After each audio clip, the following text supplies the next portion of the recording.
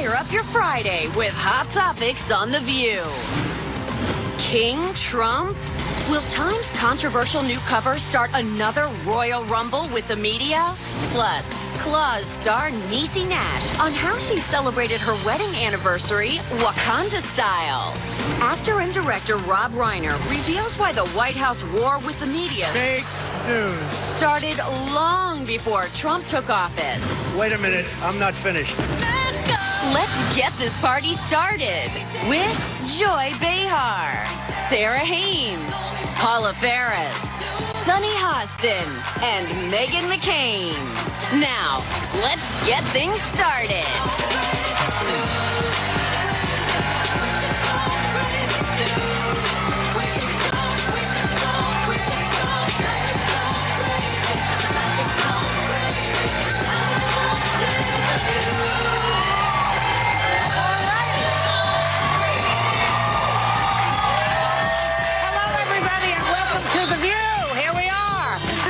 Now, the New Time magazine cover was ripped straight out of my nightmares. It depicts Trump fawning at himself in the mirror, imagining himself as a king rather than a president. Look at this. King me. I mean, you know, is that a fair, do you think it's a fair depiction, ladies? I think there's a difference between how you see yourself and how other people see you. And if you just look at this particular president, he loves to refer to himself in the third person, which personally is one of my pet peeves, not just when he does it, but when anyone does it. Well, Paul is going to go, I don't know, I feel like you have to be somewhat of a narcissist. Somewhat. If you refer to yourself in the third person, yeah. But he wants to pardon himself. He says he's above the law. Giuliani just said this week what that did he say? He said he could shoot Comey and pardon himself. Yeah, so there's a lot of language lately that I think would accurately portray maybe this is what he thought the job was. Well, and that's what he's used to, right? Because he ran the Trump organization and he ran it with an iron fist by all accounts. And I think the reason he loves the pardon power, you've called it, Sarah, his superpower, right? So he can buzz and you can't review it. He gets to make that decision on his own. And that's what a monarch does. That's what a dictator does. I know, as but well. am I wrong, or didn't the founding fathers come up with the Constitution? Yes. And checks and balances. You know, and all that stuff to avoid this exact thing. Yeah. I mean, a lot of people died in that Revolutionary War because of that. It's true. Well, to ease your heart over this cover and your idea of hell, Joy, one way or another, he's not going to be in power in 2 years, or if he gets reelected in 8. Yeah. And I will say that covers like Time magazine, I think it gets a lot of people in the media riled up and crazy. People in the middle of the country, not only do they not care, they're not paying attention, they're probably not reading it. 77% of respondents believe that fake news is being reported at least occasionally, up from 63% said the same last year. More than 3 in 4 Americans believe mainstream news outlets are taking part in reporting fake news. Monmouth University poll from Well, that's very... People are going to look at this and just think media bias. But this is also a real cover. Remember the fake ones that were at Mar-a-Lago? Yeah, oh, he did have his He own could fake swap ones. this out. Yeah. He's got a real one. That's right. Good point, Sarah. But, you know, the business of fake news and all the lying that he does and denigrating the press, to me, that is like the erosion of democracy. It is the exact king-like behavior. I mean... And he's also demanding patriotism. And I learned that, you know, a demand for patriotism is the road to fascism. And I think when you have someone like Trump who's demanding patriotism, who is attacking our very, you know, our government in many ways. He's attacking the FBI, he's attacking the CIA, he's attacking our intelligence agencies, he's attacking the freedom of the press. He is putting in place all the things that you see in dictatorship. Do you think that Henry VIII, like, really criticized the town crier and called the town crier a liar? Yeah. He's always yelling in the street, what a bunch of baloney. You know, anything like that went on, do you think, with these kings? Because I mean, I don't, as we learned from my experience with the royal wedding, I don't give two flying blanks about anything royalty related. We do live in a democracy, and I appreciate it. That he's acting like a king. I don't know if I would say he's acting like a king. The king is not really, I would, the inclusion of his family in the administration is more dictatorship than king. I actually think even historically this cover isn't even how I would depict Trump's unorthodox presidency. Yeah. I will say when we're talking about media bias, There are so many examples we could use across the board of liberal left-leaning journalists using their political perspective in their reporting over and over again. I've experienced it firsthand, and I think it's the culmination of a lot of things. People were already frustrated and angry with the media, and Trump knows people are frustrated and angry with the media, which is why he plays into it, and it works. And by the way, you know I have so many issues with President Trump, but it works on me too. I find myself sometimes being like, yes, I hate the media as well. Really? They're out to get us as well. Yes, I do, 100%. Well, I feed into it. If you guys remember, there was a Harvard study that was released a couple of months ago, and it said this was an independent review of news coverage, and over 90% of it was negative on the administration. And if you look at it, you know, whether or not media bias, I know that we are the subject of the fake news calls, and it's caused us in the media and forced us to really look at ourselves and make sure that we aren't allowing our own personal biases. But there's also been studies, research done, only 4% of those in active media admitted to voting for Trump. The majority of those working in media are Democrats. So people will look at this in middle America or wherever and say, they're biased. I don't know plays about right that, into but I'm Trump's sick of hand. the whole Trump thing. I'm sick of it. I'd rather watch reverse mortgage commercials at this point. I'm sick of it. What would you talk I'd about? do anything not to watch this. What would you talk about? I have You to do do love it for to my talk job. about it. If I didn't have this job, I would go into hiding now. Really? I would. I would go into You hiding. get It makes me terribly stressed. anxious at night. I'm up all night. I'm worried about everything in the country and where it's going. You think really if you I don't weren't think people working here, you understand the wouldn't? danger that we're in with this guy. Yeah. I was in D.C.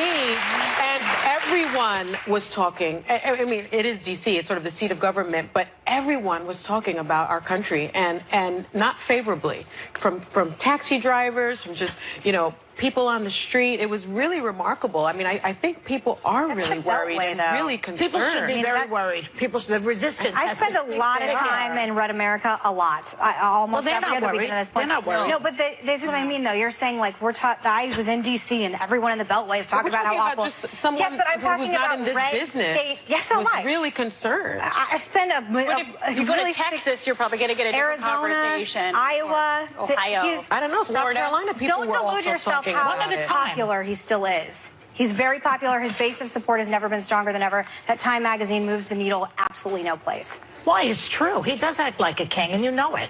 I just made the argument that he acts more like a dictator than a king. Okay. I actually think king is Well, less. we're not talking about talking about the kings in today as monarchies like we know in England who are just figureheads. You're talking about we're off talking with their about head. the ones off with their head. I'm we're talking telling about you that as riled up as everybody at this table, except me and Paula, seems to be about this cover, it's not moving the needle of your argument why you think he's a dictator or is a king. It is not resonating. It isn't. Well, as you and say, something else as has you to said, happen. though, the United States are not reading Time magazine anyway, so who cares? It's you know, preaching to the choir. Good. But I'm just saying, if you're this scared, if you're up all night, so you're up all night, you can't sleep, you're up all night. We're in the seventh circle of hell under the Trump presidency. If you're that worried, if I were a Democrat right now, I'd be coming up with different ways to start communicating with the middle of the country, which as far as I can see, you are not. You know what works on me to sleep? Hot sake. We'll be right back with more hot topics. I mean it.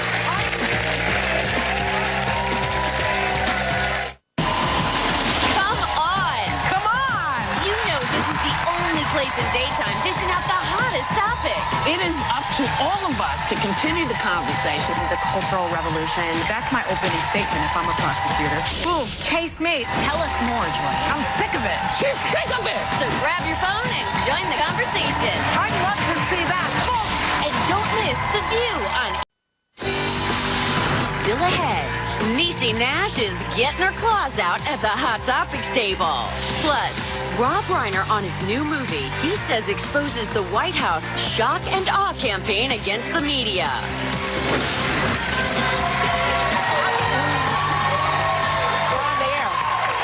Welcome back to the show. So, this guy on Long Island is claiming his Viagra prescription is actually not working for him because, not because it doesn't work, it does, but he's suing CS because after his wife called about one of her meds and the pharmacist mentioned her husband wasn't billing his Viagra to their insurance.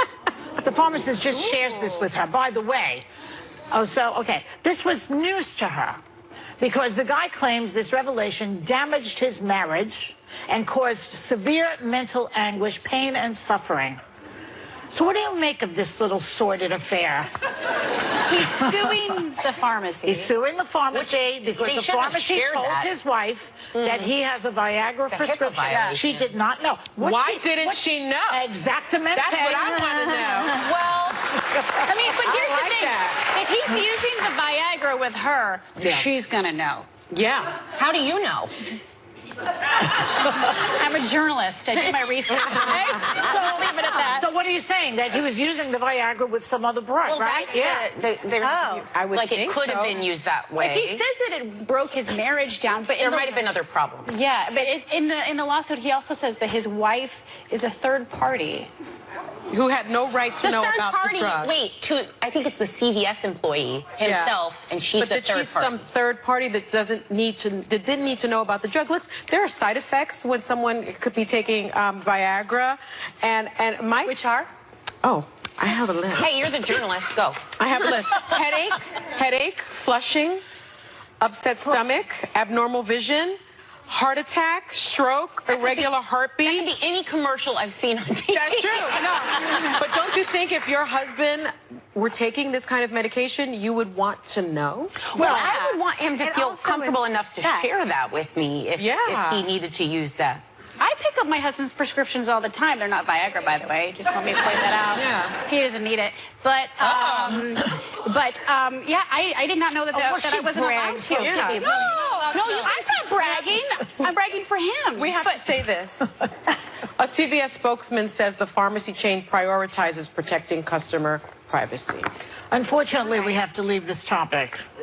And, you know, when they say you lose your hearing or your eyesight as a side effect, I think of that as a positive thing. At this age, anyway. We'll be right back.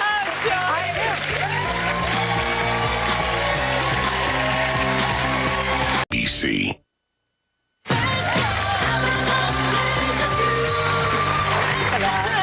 So the series Sex and the City just turned 20 years old. How many people watched it?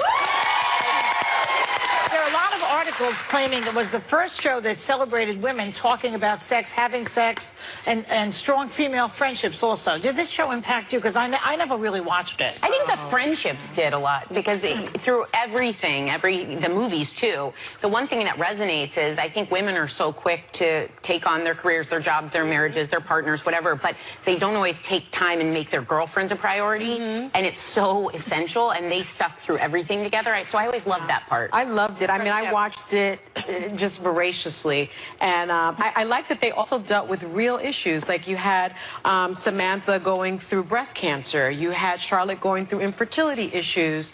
You had Miranda sort of going through sex discrimination at work.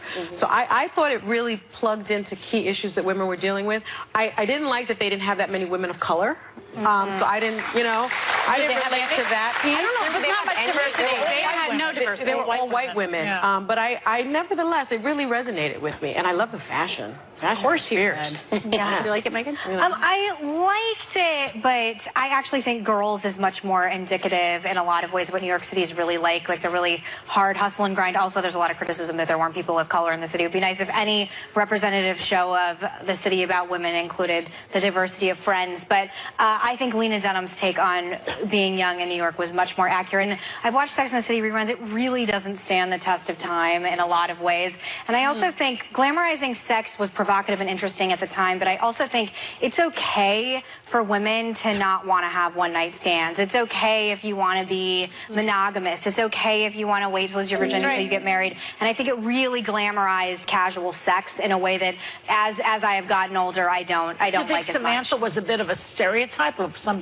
horny slut? First of all, I don't use the word slut. I just think on Sex and the City, it was sex should automatically come with every relationship immediately, and What'd you it's not think? reality. I never watched it. Just until I know you're gonna watch? I know I didn't watch Mean Girls until Sarah really. I baptized this one. She did. So I need to watch it. But I think it did do something that it was the right time for at that time, which was women can talk about sex and it doesn't make us dirty or wrong. Yeah. We have power there. And we'll be right back.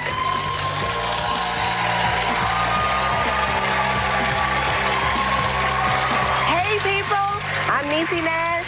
Coming up, I'm gonna sink my claws into some hot topics, so don't change the channel.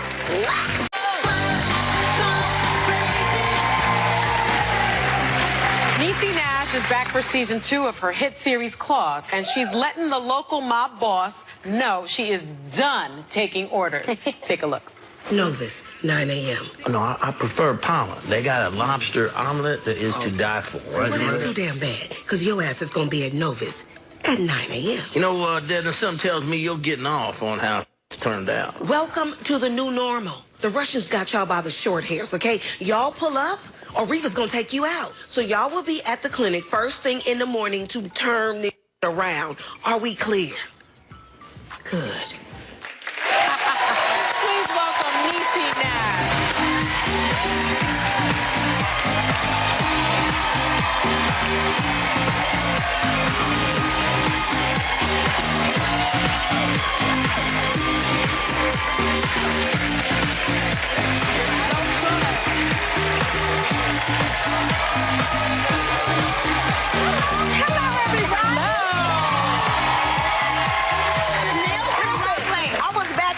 Every time I come on the show, I get in that mirror. They have a mirror on the side. I said, it's like the review. I'm like, what is it all doing back there? You look great. Hello. Great. Hello, my friend.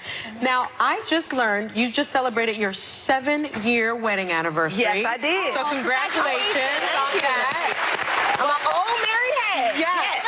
And you celebrate using themes, all right? The time. Themed parties, and you had a Wakanda-themed party. Yes, I did. I love that. Yeah. It's fantastic. Those are my children and my mom. Oh, my husband and his friend. That's Blair Underwood there. That's Blair Underwood, yes. At first, the guy in the red, I couldn't see anything but his little fist. Like, you can't see his arms. I'm like, what are those? That's Alex Alice. Yes, we had a good time. Now, but I love a good theme party. Me too. Yeah, so it was Niecy J and Wakanda Forever. That was my thing. That. Yeah. Very good. So I understand that you're getting a star on the Hollywood Walk of Fame. Congratulations. About time. Yes. But this is a good story. Someone told me the story that you, when you're a kid, you actually told a famous actor, "I'm going to be on this street here with this Walk of Fame thing." I did. I saw a man and I said, "Oh my God!" I was with my dad and I said, "I know this guy is an actor." He said, "Baby, that's Ed Asner." So I run over and I'm like, "Sir, I know you're on TV. Here's the thing. I'm going to be on TV too. And my name is going to be right here on this ground." And he was like, "Yeah, kid, scram." And I said, he walked away and I said, "Remember my name." Oh, wow. And I got a letter with a card in the mail from Ed Asner this summer, congratulating me. Oh, so he remembered it? So he didn't ignore you really then? Well, I think someone told him that I said that, and he just wanted to acknowledge me. But if he is watching at home, Ed Asner, you are cordially invited to my ceremony.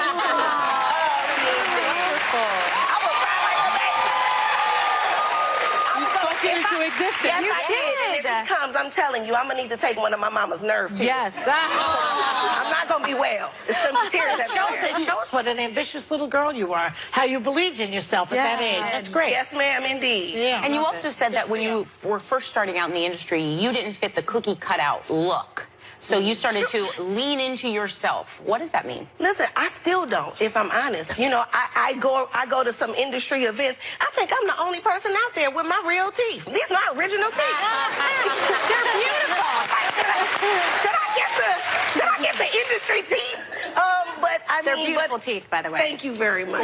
But I think I just didn't look like the other girls. Yeah. You know, it was meaty, it was cheesy. Back here, it was greasy. I didn't look like the other girls, but once I leaned into the fact that this is what it is. So y'all just better make some room. You're beautiful in your own right. Exactly. Yeah, and I had to. Yeah, you embraced who you were, who you are. That's great. Yeah. Absolutely. And Thank you. you know, season 2 of your hit show Claws just premiered to absolutely huge ratings. Why do you think this show has resonated with so many people? Well, I think because our women on the show... The first season. Sorry, excuse me. The first season. Yeah, I knew what you meant. The women on our show are real women. I mean, and you know, we are all, most of us, of a certain age. We really eat on camera. We are the size of, you know, the world. Women, you know what I mean? We are grown adult women. Yes. And I think that we are in, you know, I represent a woman on the show who is over 40, not married, no children, having sex on her own terms, you know, for her own pleasure, and come on, somebody. And the writing is great. The acting is fantastic. It's just a wonderful show. Thank you so much. It is. Your character is quite sexy, and she is engaged in some pretty hot scenes, if I might add. What was that like for you? What you grinning for? Stop it.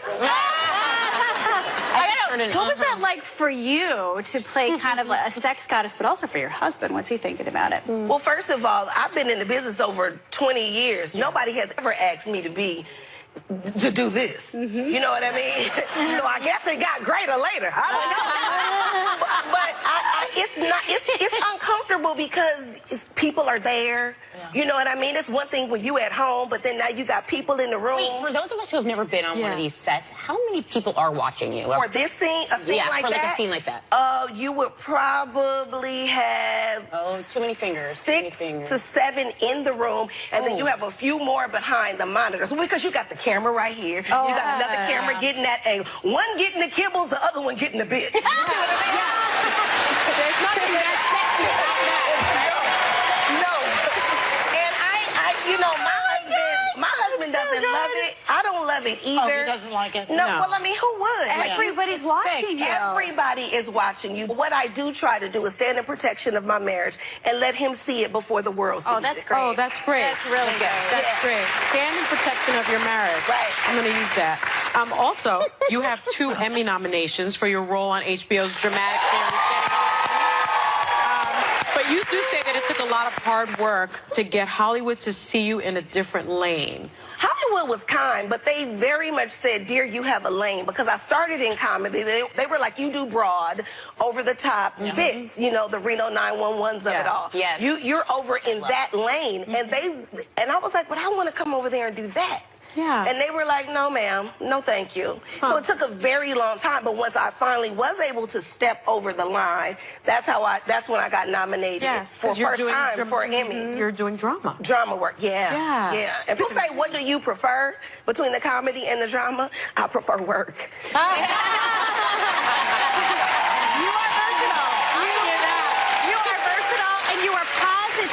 And you have a personal mantra that you feel really led you to this point. I say all the time that being an actress is my do, but my who is to be of service in the world. Yes. And I always try to stay right there.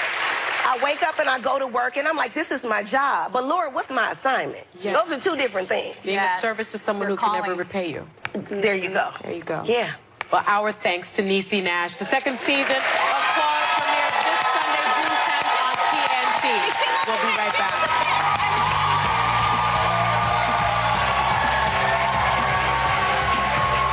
Hi, I'm Rob Reiner. I have a new movie coming out called Shock and Awe, which describes virtually everything that comes out of Donald Trump's mouth. Next week, can you even handle all the View's hot topics? Yes, we can. And just look who's coming to hang with the ladies. Christopher Plummer, John Hamm, Kelly Preston, Vanessa Kirby, Holly Hunter, Greg T. Nelson, and Ed Helms. Oh, that's a good one. It's all next week on The View. If you are approaching...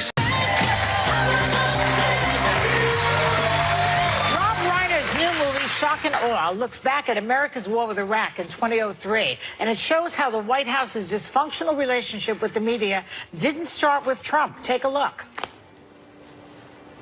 If every other news organization wants to be stenographers for the Bush administration, let them. We don't write for people who send other people's kids to war. We write for people whose kids get sent to war. So when the government says something, you only have one question to ask. Is it true? Okay. Please welcome one of my favorite members of La Resistance, Rob Reiner.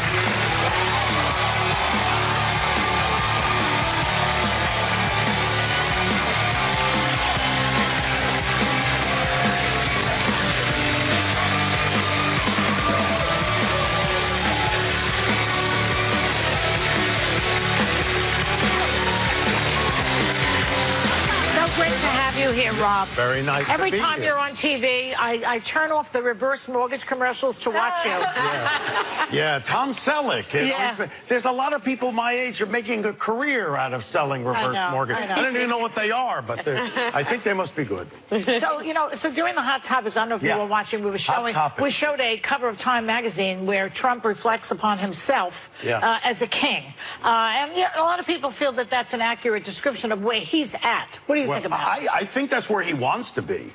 I think he has king envy or oligarch envy. I mean, he looks at people like Putin, and I think he'd like to be that, which is Putin basically has a cut of everything that comes into that government. He has a deal. Everybody has to play with him. And I think that's what Trump would like. He'd like any business done with the United States, he would get his cut. Are you frightened for the country like I am? Yes. Uh-huh. Yes, I am. Why? I am because this is the first time, forget whether or not you like Trump, you don't like Trump. This is the first time that we've had a foreign entity come in and actually affect an election and play on our playing field. That's never happened before, and we don't have a president that's willing to acknowledge that and make us safe.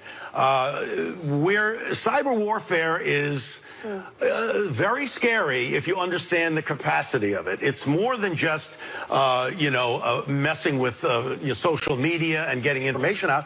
It can be weaponized to the point of, and the Russians have done it. They did it with Ukraine and in shutting down electrical grids. We've done it in Iran with Stuxnet and destroying centrifuges.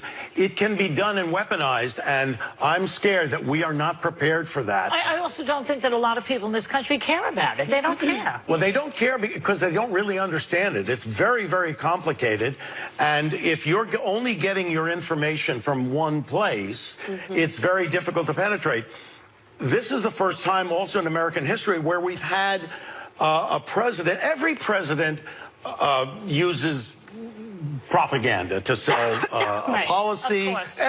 Republicans and Democrats sell a policy, sell a rationale for going to war.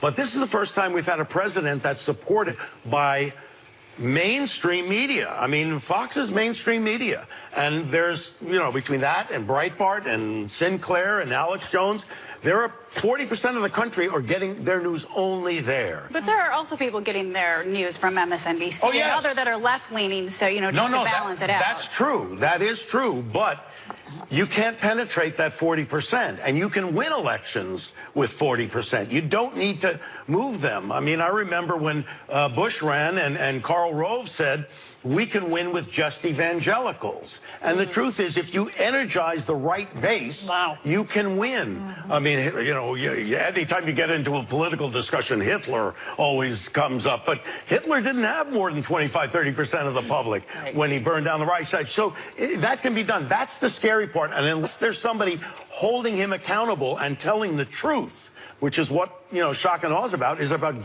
journalists getting at the truth. Very hard now for journalists. You have an incredible cast you just mentioned in the new movie Shock and Awe, along with you, of course. You've got Woody Harrelson, James Marsden, Jessica Biel, Mila Jovovich, Tommy Lee Jones. It's based on the true story of a group of journalists at the newspaper company called Knight Ridder.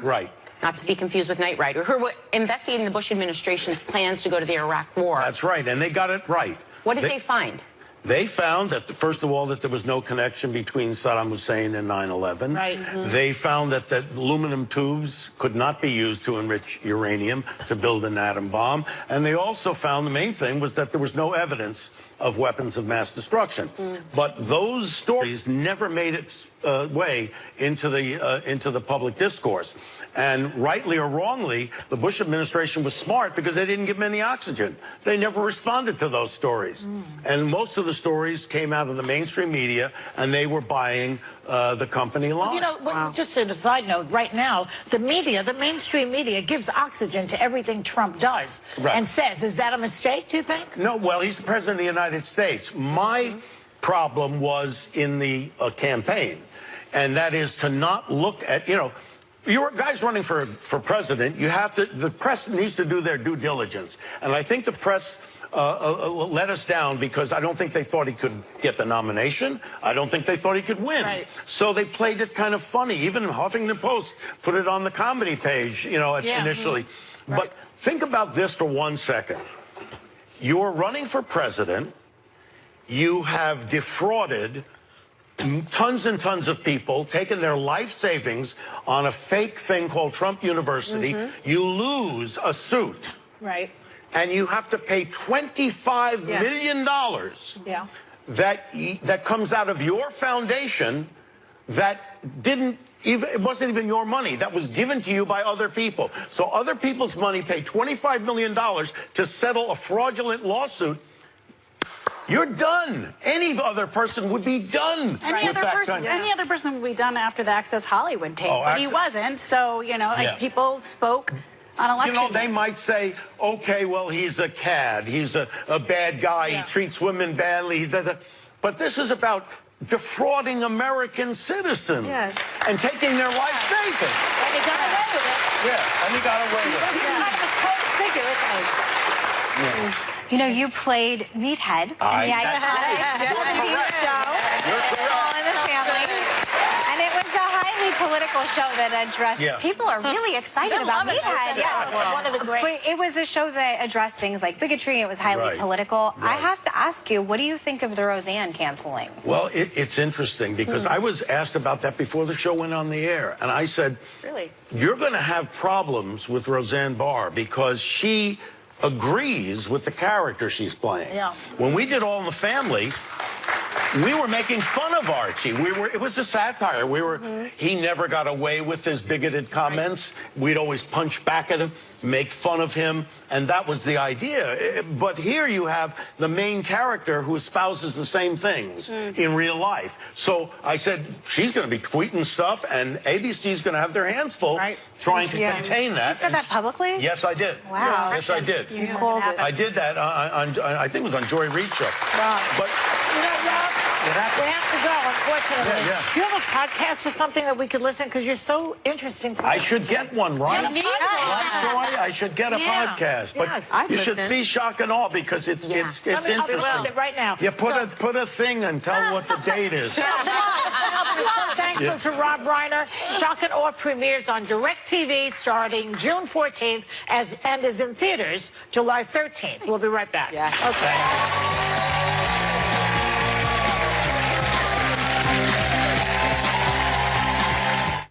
You totaled your brand. Let's go! I have 2 young kids, run on about 2 hours of sleep, and I am desperate for anything that'll help me look a little less tired and, don't judge me, a little younger. So our sponsor, Olay, is answering my cry for help by breaking down the biggest myths when it comes to our skin. Please welcome Olay's scientist, Dr. Frauke Neuser.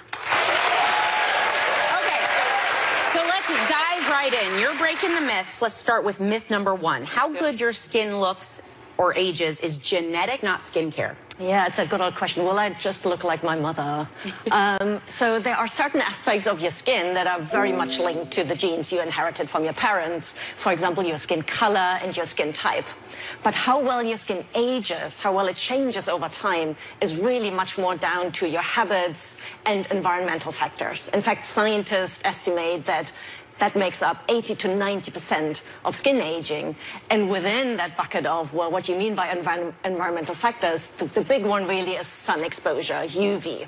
So the single best thing you can do for your skin to protect it and make it age well is wear a sunscreen every day. So you just answered my myth number 2. I tan well and don't burn, so I don't need SPF. Everyone needs SPF. Well, I hear that so often, especially from women with darker skin tones. And they say, hey, you know, exactly, I don't need this. But here's the thing. Right? Sunburn is just one sign of sun damage. It's probably the most immediate and the most noticeable, but it's not the only one. And even if you don't burn, there probably is damage going on much deeper in your skin that you can't see right away, but it will show up over time. And maybe it will show up differently in women with light skin like me. So I'll get lines and wrinkles, and someone with darker skin tones will get more, you know, spots and pigmentation.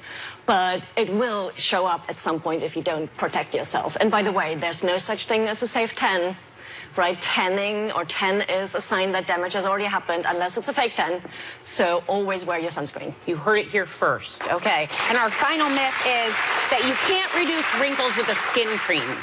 Well, that is definitely a myth. We already talked about, you know, what you do really matters, and what you put on your skin really matters as well. And we at Olay look at, you know, that's really the research we do. How do we formulate our products like the Olay Regenerous Micro Sculpting Cream so that it delivers results from the first day, even from the first use?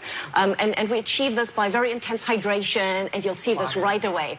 You know, plumping, firming the skin, but then we also make sure that over time you see more and more results. So in our latest clinical study, which lasted for 28 days, we saw a significant reduction in fine lines and wrinkles over time. So it does really work. Of course, you have to use it consistently, and that's really the secret. Well, thank you so much. Members of the audience are going home with a $100 gift card to Walmart, so you guys can all pick up your skincare needs from our sponsor, Olay.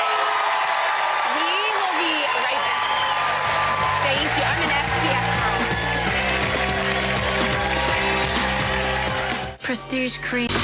Monday. I thought you were a Buddhist. Oh, I am. But you bring out the right-wing Christian in me. Christopher Plummer reveals how he's pushing boundaries on the big screen after his Oscar nod for taking over disgraced actor Kevin Spacey's role.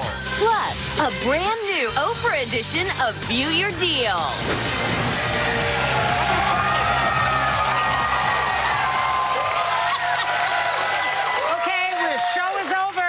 Say goodbye. Goodbye. Have a great day, everyone. Take a look.